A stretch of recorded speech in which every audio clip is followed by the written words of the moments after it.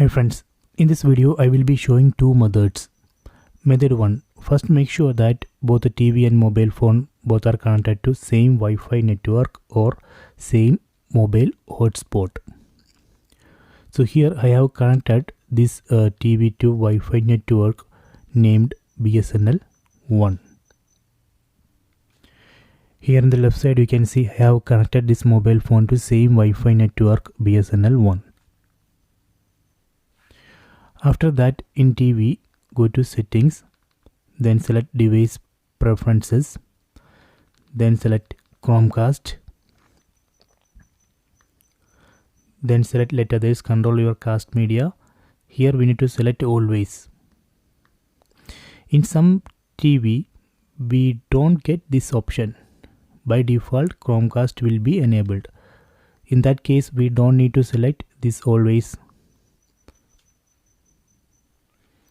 After that, in mobile phone, open Google Play Store, then install Google Home app. I already installed Google Home app. Let me open it. Then log in with the Gmail ID and password. This Google Home app will automatically search and detect cast devices in the same Wi-Fi network. You can see it has detected my TV. This is the name of the TV. Tap on this name. Then tap on cast my screen. Then tap on cast screen. Then tap on start now. See, it's working. So this is some method 1. So if you want to switch display to full screen while watching videos, you can enable screen rotation on mobile phone, then just rotate the phone. So that way we can switch display to full screen in TV and mobile phone. So if you want to disconnect, again go to Google Home app, then tap on stop mirroring. Okay, done. So this is a method 1. To let me go to method 2,